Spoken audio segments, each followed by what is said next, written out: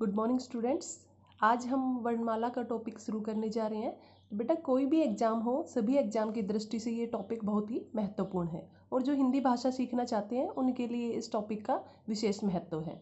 तो सबसे पहले हम बात करते हैं वर्ण की, क्योंकि नाम ही क्या है, वर्णमाला। तो वर्ण की डेफिनेशन, परिभाषा, तो भाषा की सबसे छोटी इकाई ध्वनि है। इसी ध्वनि को हम वर्ण कहते हैं। काफ़ी बच्चे ध्वनि और वर्ण के बीच में काफ़ी कंफ्यूज हो जाते हैं कि ये दोनों में इनमें क्या अंतर है। तो ध्वनि जो है बेटा, उसका लिखित रूप ही वर्ण है। मौखिक रूप से जब हम उच्चारण करते हैं तो सबसे छोटी इकाई जो है वो ध्वनि कहलाती है, और जब हम उसको लिखित रूप देते हैं तो वह वर्ण कहलाती है। अब बात करते हैं वर्णमाला की। तो वर्णों के व्यवस्थित समूह को वर्णमाला कहते हैं। व्यवस्थित यानी कि सीक्वेंस, सही सीक्वेंस जो होती है उसे। तो वर्ण, फिर बात आती है वर्ण के प्रकार। तो वर्ण जो है वो दो प्रकार के होते हैं। नंबर 1 स्वर, नंबर 2 व्यंजन। तो मैंने जैसा कि आपको बताया कि टॉपिक बहुत ही महत्वपूर्ण है, इसलिए हम इसे काफ़ी पार्ट्स, 2 या 3 पार्ट्स में पूरा करेंगे। इसलिए इस वीडियो में भाग 1 में हम सिर्फ स्वर के बारे में ही पढ़ेंगे। तो सबसे पहले बात आती है स्वर की। स्वर किसे कहते हैं? तो भाषा की, वर्ण के बारे में हमने क्या पढ़ा था, सबसे छोटी इकाई। तो भाषा की जो सबसे छोटी इकाई स्वतंत्र होती है, जिसका उच्चारण स्वतंत्र रूप से होता है, उसे हम कहते हैं स्वर। इसके उच्चारण में हमें किसी अन्य वर्ण की सहायता नहीं लेनी पड़ती।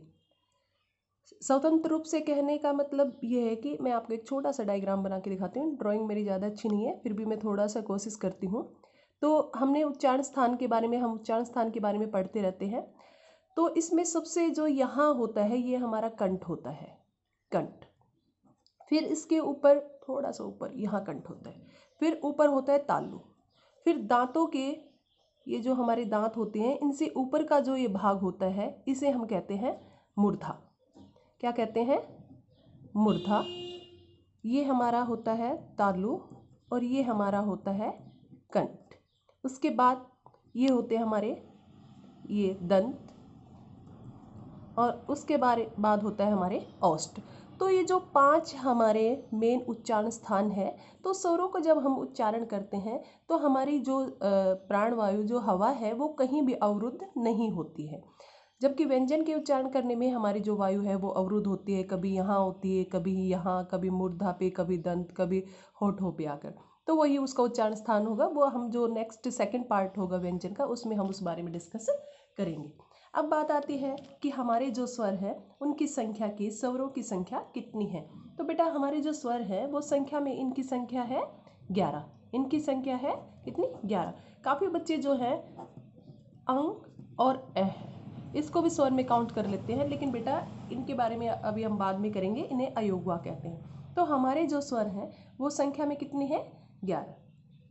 ए, आ, ई, ऊ, री, ए, आई, ओ, औ। तो बेटा जब हम इनको लिखते हैं तब तो इनकी संख्या 11 है। अगर हम उच्चारण की दृष्टि से बात करते हैं तो इनकी संख्या 10 है। अब कौन सा ऐसा स्वर है जिसको हम उच्चारण की दृष्टि से नहीं मानते? तो जो बेटा री है, इसका उच्चारण जो है हम छोटी री ऐसे करते हैं। तो उच्चारण की दृष्टि से इसे हम स्वर में काउंट नहीं करते। तो एग्जाम में काफ़ी बार ये क्वेश्चन पूछ ले जाता है कि उच्चारण की दृष्टि से स्वर की संख्या कितनी है, और हम अपने वही रटे रटाए 11 लिखाते हैं और हमारा नंबर जो है वो कट जाता है। तो इस बात का ध्यान रखना कि लिखित रूप से स्वर 11 है और उच्चारण की दृष्टि से स्वरों की संख्या कितनी है? 10 है। अब हम बात करते हैं स्वर की मात्रा की, कि मात्रा, कितने स्वर ऐसे हैं जिनकी मात्राएं होते हैं। तो हम फिर वही गलती कर देते हैं, हम 11 लिख देते हैं। भाई 11 स्वर है तो 11 ही मात्राएं होंगी, जबकि हम सब जानते हैं कि ए की कोई मात्रा नहीं होती है। आ की मात्रा ऐसे होती है, ई की मात्रा ये होती है, बड़ी की मात्रा ये होती है, छोटा यू की ऐसे, बड़े यू की ऐसे, री की ऐसे होती है। ए की जो मात्रा होती है सिरोरेखा के ऊपर ऐसे होती है। आई की मात्रा जो होती है आई जो होती है बेटा, इसकी सिरोरेखा के ऊपर दो मात्राएं लगती हैं। ओ की हम ये पाई लगाकर एक मात्रा लगाते हैं। औ की जो होती है पाई के ऊपर दो मात्राएं लगती है। अब बेटा एक बार मैं आपका ध्यान इधर री की तरफ ले जाना चाहूँगी। ये जो री है इसकी मात्रा ऐसे लगती है और ज़्यादातर इसके जो उच्चारण है उसमें बहुत ज़्यादा गलतियाँ करते हैं। जैसे कि हम ये लिखते हैं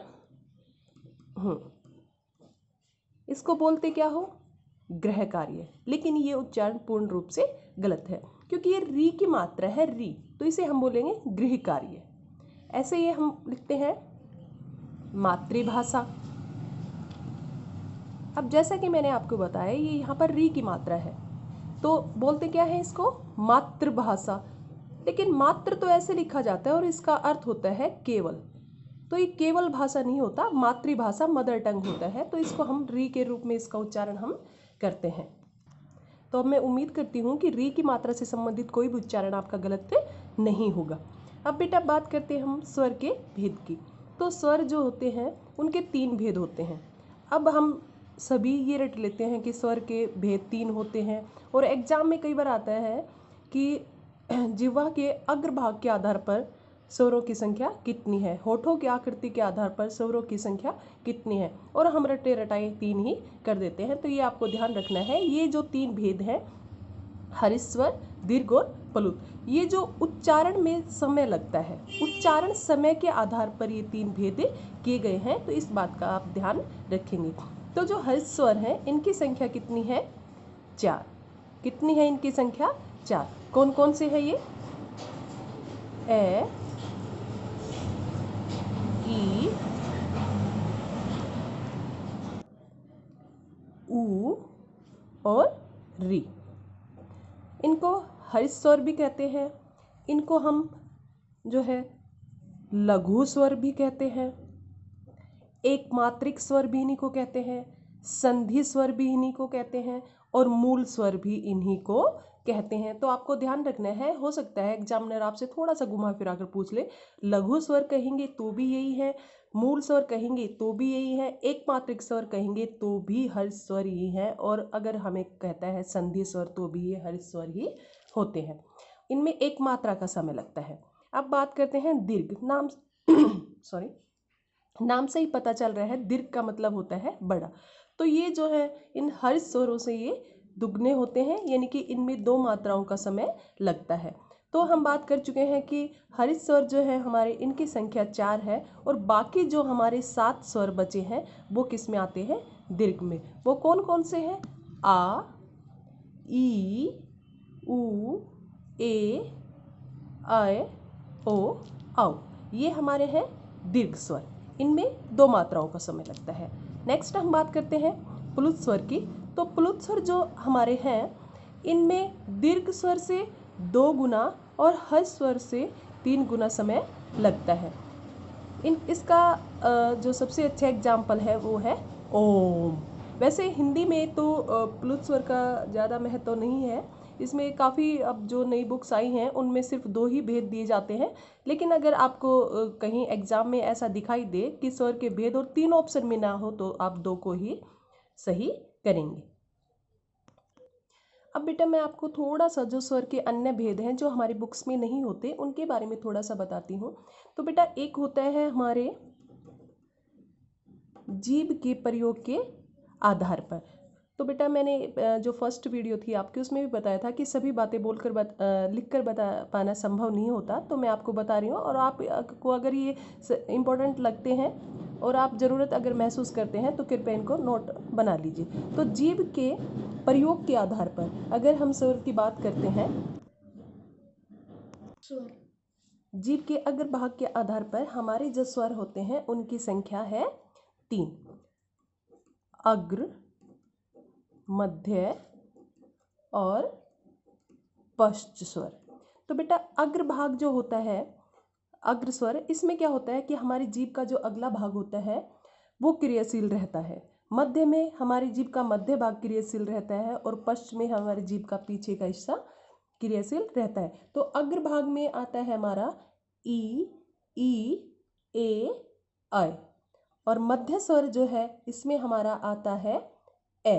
सिर्फ एक ही है मध्य स्वर में और बाकी जो बचे हुए हैं वो पश्च स्वर में आते हैं। ऐसे ही होठों की आकृति के आधार पर भी हमारे जो स्वर हैं उनको दो भागों में बांटा है।